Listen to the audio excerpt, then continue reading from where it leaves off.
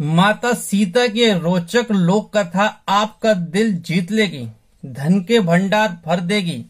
कहानी को सीता माता कहती थी और श्री राम इसे सुना करते थे।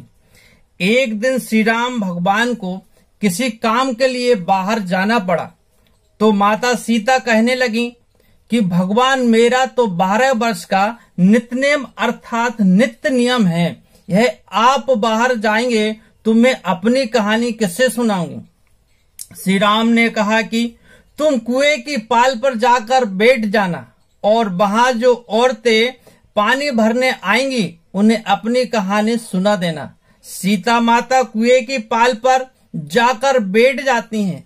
एक स्त्री आई, उसने रेशम की जड़ी साड़ी पहन रखी थी और सोने का घड़ा ले रखा था। सीता माता उसे देख कहती है कि बहन मेरा 12 वर्ष का नित्यनेम सुन लो।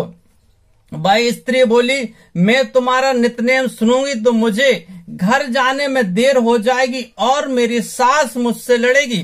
उसने कहानी नहीं सुनी और चली गई। उसकी रेशम की साड़ी फट गई, सोने का घड़ा मिट्टी के घड़े में बदल गया।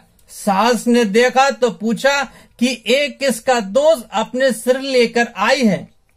बहू ने कहा, कुएं पर एक औरत बैठी थी, उसने कहानी सुनने के लिए कहा लेकिन मैंने सुनी नहीं, जिसका यह फल मिला।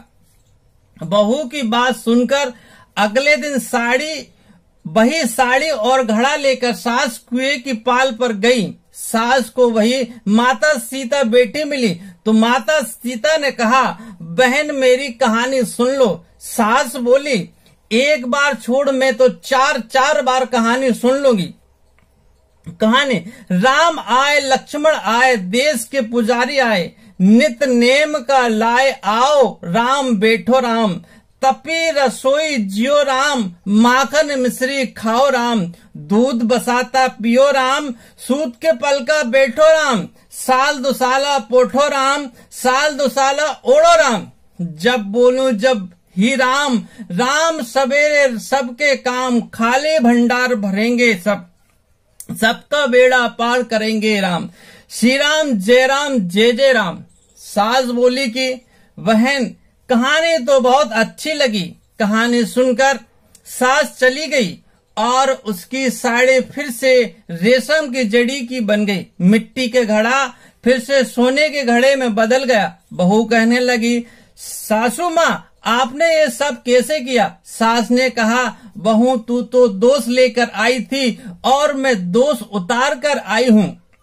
बहू ने फिर पूछा कि भाई कुएं वाली स्त्री कौन है। सास बोली कि वे सीता माता थी। वे पुराने से नया कर देते हैं, खाली घर में भंडार भर देते हैं, वह लक्ष्मी जी का वास घर में कर देती हैं, आदमी जो कुछ इच्छा हो उसे पूरा कर देती हैं। बहू बोली कि ऐसी कहानी मुझे सुना दो। सास बोली, ठीक है तुम भी सुनो। सास ने कहानी शुरू किया।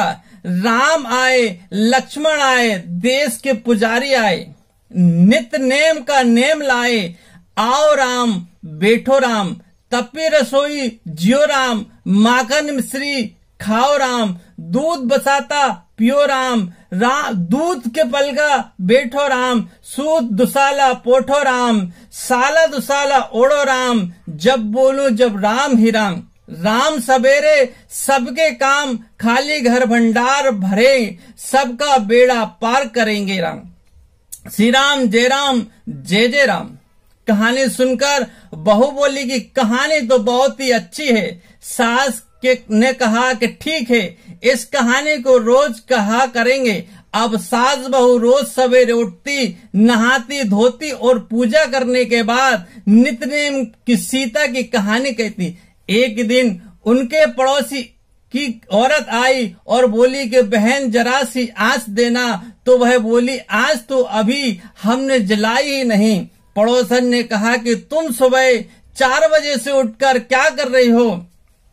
फिर उन्होंने कहा कि सुबह उठकर हम पूजा करते हैं, फिर सीता माता की नित्यनेम की कहानी कहते हैं।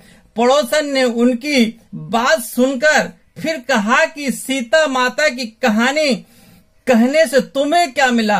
वे बोली कि इनकी कहानी घर के भंडार भर देती है, सारे काम सिद्ध होते हैं, मन की इच्छा भी पूरी होती है। पड़ोसन कहती कि बहन ऐसी कहानी तो मुझे भी सुना दो। फिर क्या? वह बोली कि ठीक है, तुम भी यह कहानी सुन लो।